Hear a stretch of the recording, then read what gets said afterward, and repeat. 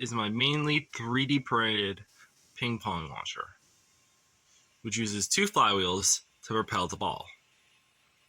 And well, so let me show you how it all supposedly works. If I can turn the phone steady. This right here is an ESP32, which is doing all the computing. It's telling everything to do. Right here is the power thing. It has a button where I can turn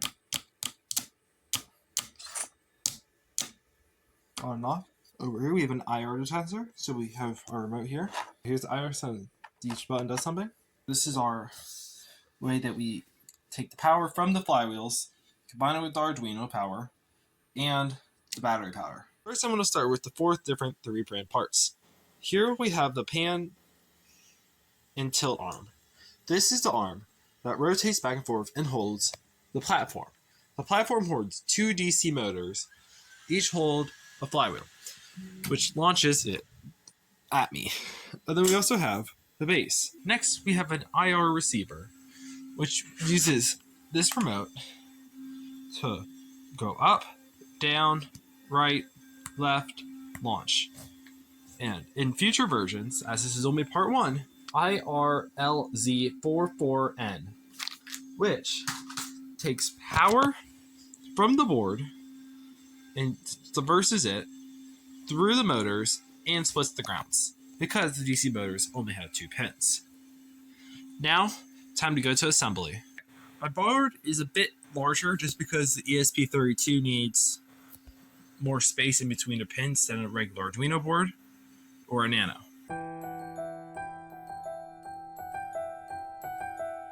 Voltage. This is 3.3 volts, which is not enough to power anything but the IR sensor. The IR sensor.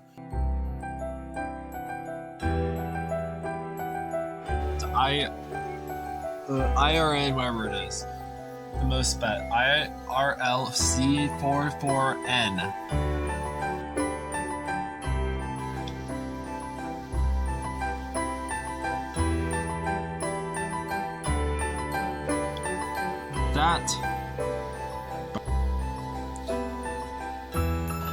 So, for the flywheels, we need to have the flywheels hooked up to the same port.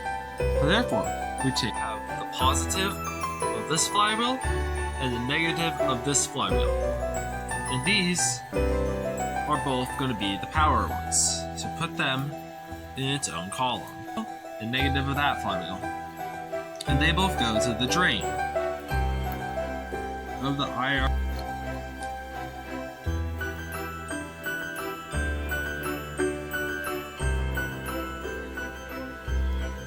Now it's time to put everything together, and hopefully it works.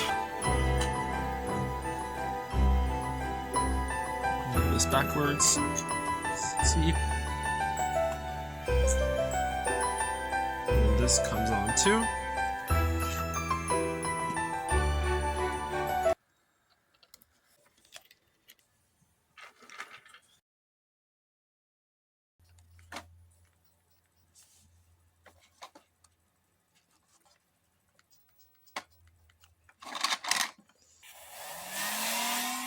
They start spinning, be able to propel balls that way. You see, here is the pan.